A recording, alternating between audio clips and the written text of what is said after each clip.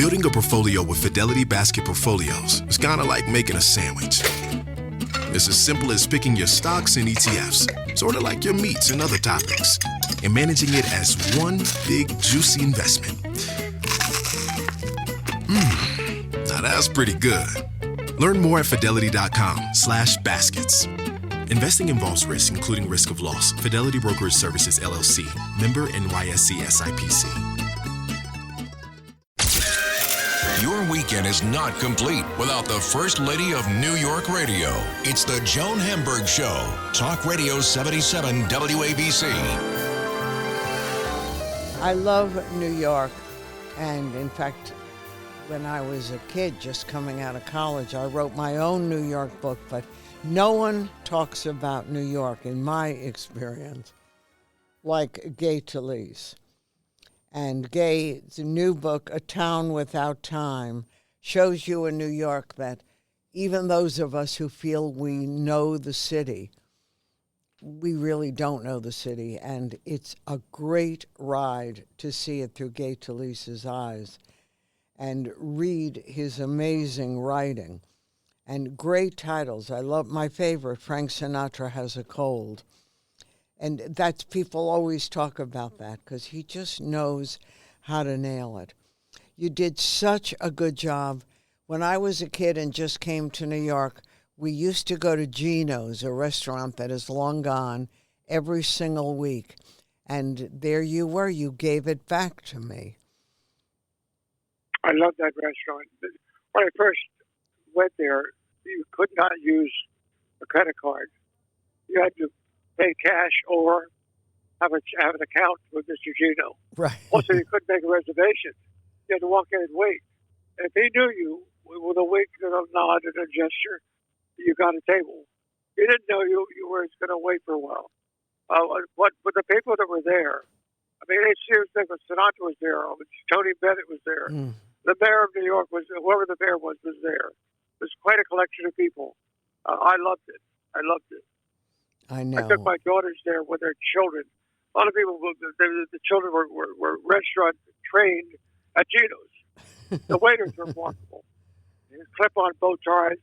You knew not on their first name but last name. They made their presence known. What a memory. We both were lucky to go there. The best. Do we have anything like that today that you and your pals hang out in? Well, there's another restaurant you surely patronized, Elaine's restaurant. Elaine Hoffman, a former waitress from the Greenwich Village, opened a restaurant on 2nd Avenue and 88th Street called after herself, Elaine. And that's opened around 1964. I started going there around that time. I was still a reporter of the New York Times at that time. And the people there, Woody Allen at his table, he was finding Jackie Onassis, Kennedy there. That's a fabled place. And she was quite a character. Oh, one of the greats. A rather large woman. Her dresses cost about $4,000 a piece. She was large, and she had a large expense account on herself, for sure. But the restaurant was great. The food wasn't so great, but the crowd that went there, the atmosphere really sold that place.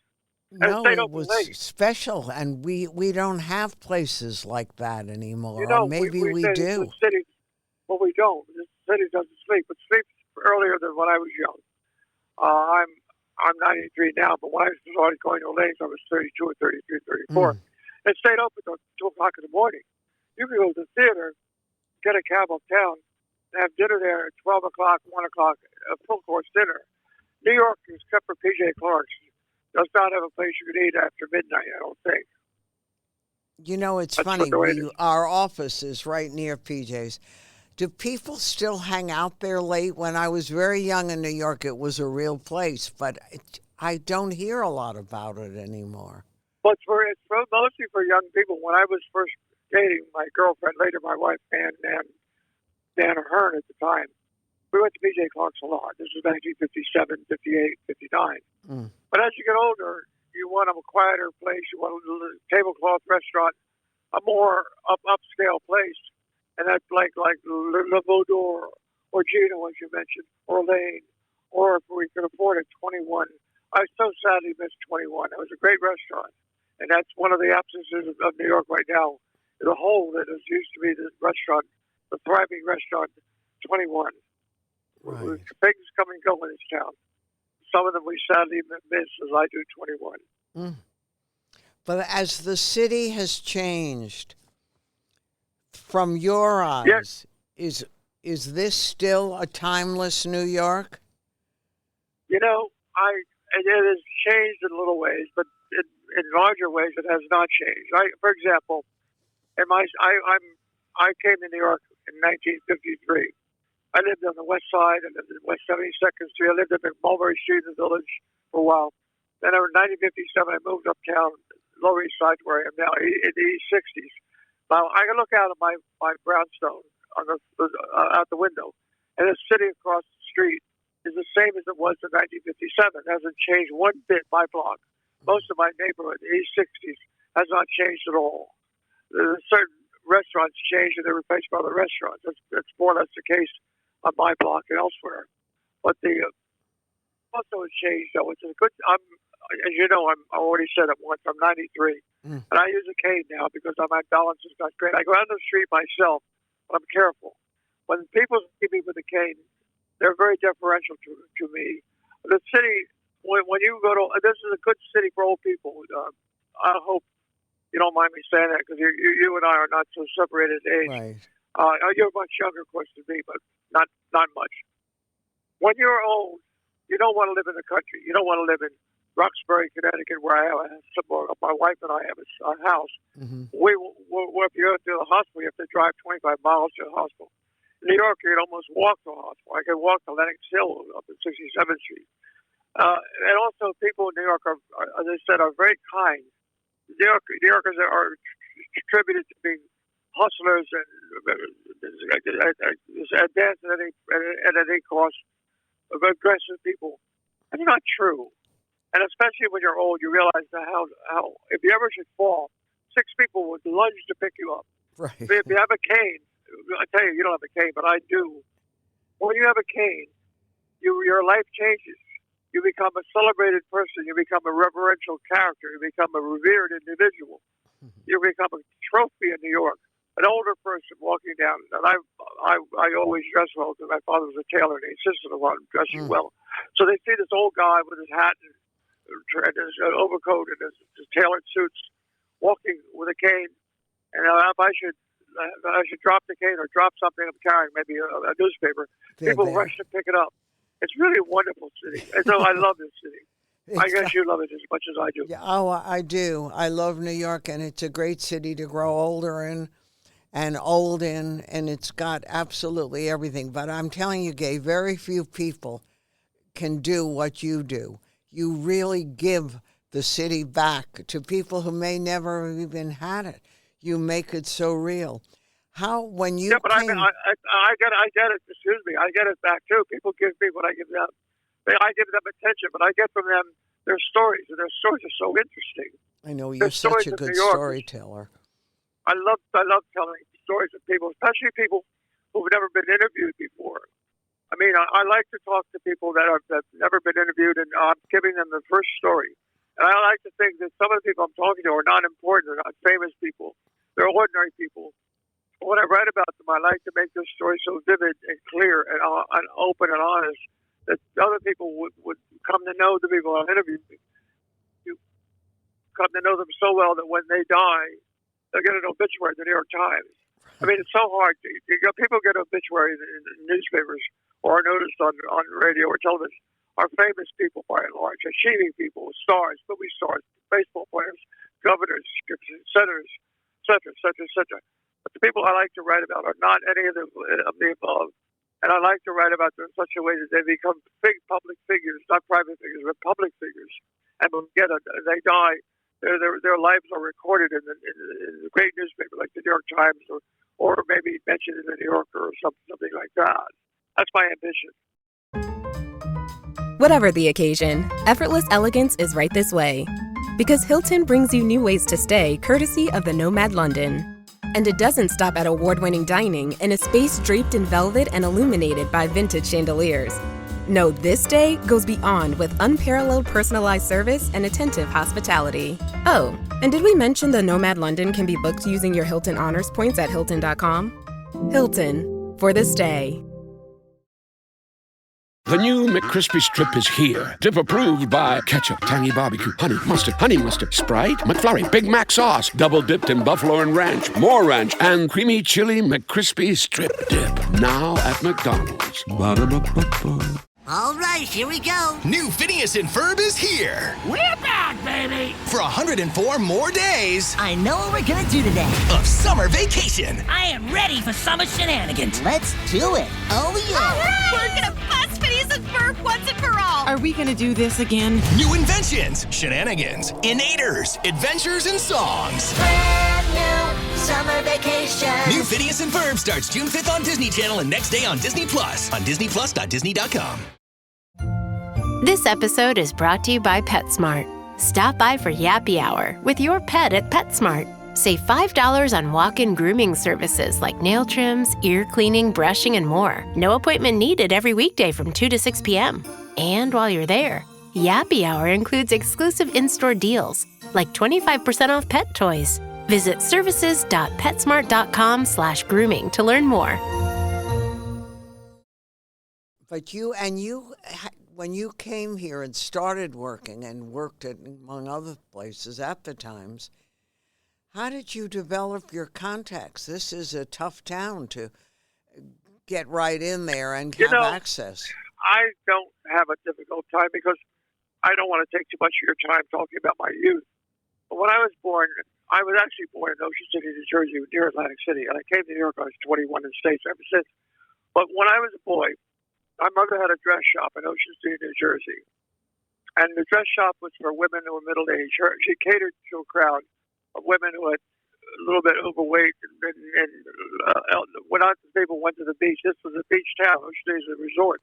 But the people that didn't go to the beach were the wives of the Cadillac dealer, the wives of the mayor, the wives of the superintendent of schools, the distinguished women who played bridge and had gloves on all in winter and summer. And they were my mother's customers. And I'd go after school to help out in the store, to dust the chattels and pull the cardboard boxes when the dress was sold. And I listened to the stories of these women. And the stories were wonderful. I was an eavesdropping kid behind the counter listening as my mother talked to her customers, her favorite customers. And she knew them very well. And she had these conversations, these women were talking. It was during World War II when it started in 1940. I was 12 years old. And I hear these stories from these women. The echo of their voices resonated with me. I thought their stories are not being told by the newspaper, but stories worth being told. The stories that picture writers, the great picture writers, write about ordinary people. But the non-picture writers usually write about public people, famous people, or known people, newsworthy people. So for my little boy, listening to my mother talk, listening to women get their stories of wartime on the peace front, I thought I'd love to write about them. And I went to the New York Times when I was later on when I got out of college. I got a job as a copy boy in 1953 with the New York Times. I started writing some of the stories of the people I met when I moved to New York.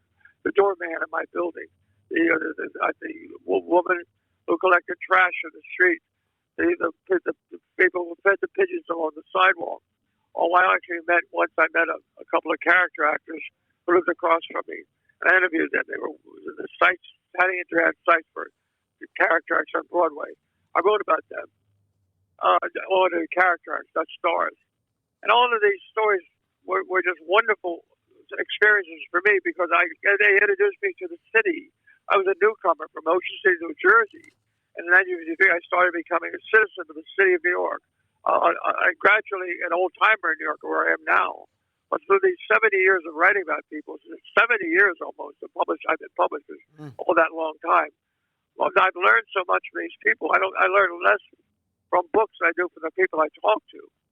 They're really introducing to the greatness of New York and the variety of New York and the internationalism of New York. When you're in a subway, you hear 6, 7 languages, foreign languages, one subway car. It's the most international city in the world. It's an amazing city. I hate to live anywhere else. No, but you made yourself have access and showed us, even Sinatra. How did you get all of that? How did you know him? I didn't really know him. I didn't get to level with him as I would with somebody, an ordinary person. Well, first of all, when I went to see him, he was very busy. It was 1965. He was about to turn 50. And he was dating young Mia Farrow, who was 20 years old when he was 50 years old. He wasn't getting along all that well when I was out there. He was very busy with his singing, with his movie career. And I went out the wrong time. My editor, I went out for Esquire magazine. My editor said, the press agent said he's available. When I got out there, Sinatra had a cold. And the press agent said, he's not feeling well. Can you wait for a while? So I waited for 3 or 4 days, and then I called. I said, Frank's over his cold. I asked the press agent. He said, yes, he's feeling better, but his lawyer wants you to submit your article before you publish it. Oh, I can't do that, Mr. Mahoney. I can't do that. I couldn't do it at the New York Times. I can't do it this way. Well, then maybe you should go back to New York. This press agent said, Jesus, that was shocking. I said, thank you very much. I'll just check with you later. I didn't bother calling anymore. I started talking to people who worked with Sinatra in the movies, who worked with Sinatra's family and the band, the ordinary people that were in the life of this famously internationally famous person. And I found little things about him from the little people I was accustomed to talking to. I wrote that story without talking to Sinatra that Elaine. I nodded to him once in a while, but he didn't want to talk to me, and I didn't mind as long as he didn't kick me off. He didn't kick me out of L.A. She didn't. But the story that I might like to talk about more than Sinatra, one thing I do think I made a contribution. I spent a lot of time with the bridge builders who built the Verrazano Narrows Bridge between Brooklyn and Staten Island.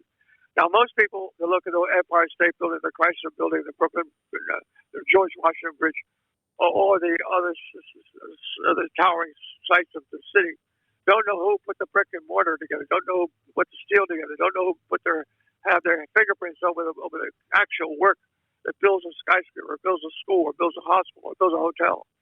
I spent a lot of time with construction workers, especially those who built the Verrazano Bridge back in 1965 when it was open.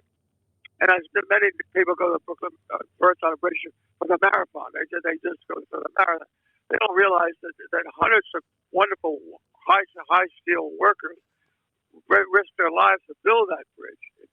And I wrote a lot about that bridge. And in the book you mentioned, New York, Town Without Time, that story about the construction of the Verrazano Bridge, the people, the hard guys on hard hats to do the work are written about there in a very vivid way. So that's when I die, everybody dies. This is a record for the historians of the city of the 23rd century, 22nd century, of the people who put the Verrazano Bridge together. And that's one thing I did. I don't want to brag. That's the one thing in my lifetime I think I did that was really noteworthy, because I was the only one there. I was the only reporter covering that construction from the very beginning to the very end of that 4-year job. Put the bridge between Brooklyn and Staten Island that we now call the Verrazano Narrows. Thank you very much. Get into your body's vitals with the Vitals app on Apple Watch. I want to get into my body and then my skin do the talking. I want to feel like I'm myself again. The Vitals app tracks key overnight metrics so you can spot changes in your health before you feel them. The Vitals app on Apple Watch. iPhone XS or later required. The Vitals app is for wellness purposes only and not for medical use.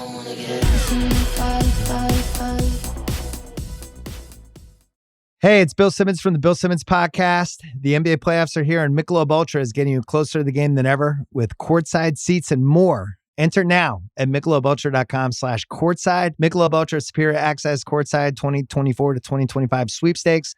No purchase necessary. Open to U.S. residents 21 or older. Ends on July 1st, 2025. Multiple entry periods. Visit MichelobUltra.com/superior access/courtside for free entry deadlines and official rules. Message and data rates may apply. Void where prohibited. Vitamin Water Zero Sugar has great taste, zero BS, and obviously zero sugar. For those with zero room in their calendar, zero patience for slow walkers, those who get 0 hours of sleep on a Saturday night, have zero filter, zero given, and zero interest in grabbing a plain, boring water. Grab a delicious vitamin water zero sugar today. So, you just started using LinkedIn Premium. Now what? Well, on your premium company page, you noticed around 7.5 times more page engagement and 5 times more page views. Well done. And now, new clients are messaging you. All because you're using LinkedIn Premium, which helps you get the business growth you want. Think big, small business. Think big. Start your free trial at linkedin.com/premium small business. That's linkedin.com/premium small business. And now, is your New York still this magical town? Yes, it is. It is for me. My wife is still alive. She's 92. We have 2 daughters. One of them is in Brooklyn, and the other is in Lower Manhattan. Uh-huh. And they're in their late 50s and early, just about almost 60 years old. And they grew up here. So I have a family of New Yorkers, and my wife was a wonderful publisher. She discovered Margaret Atwood. She discovered Ian McEwan. She published many, Pat Conroy, a lot of good writers. My wife worked 3 years for Random House. I didn't work with her. I worked separately with my own editors. But both of us are readers of books, and we both read many books of New York, about New York. But I have pride in contributing to the literature of the city. And so, and my daughter, one of them pays. She has an office in the Brooklyn neighborhood. She's a painter with a studio, and she paints New York. She paints New York from the vantage point of Long Island City, or where the Brooklyn neighborhood is. Right. How great! And she paints and my other daughter is a photographer in New York. So all of this, my daughters are visual, and my wife is a literary woman, and I'm a reporter. But I also write visually. I mean, I try to write stories, but to have a scene. Not like going to a movie. The opening paragraph is a scene, something that you hear dialogue and interior monologue, what people are thinking, which I get from asking what they're thinking. I try to be, even though I'm a reporter, I want to have my facts verifiable and very well. You do a great obvious. job. But I want to be a storyteller because the city never ceases to have stories to tell. It's an endless flow of magical markers and the lives of people that you otherwise would not have heard of. But they have stories to tell. And I'm so lucky to have been the recipient of their stories for so many years, 70 years at least. I've been doing this. Yeah, but you're a great listener, too, because you have the ability to hear their stories and then bring them to the rest of us.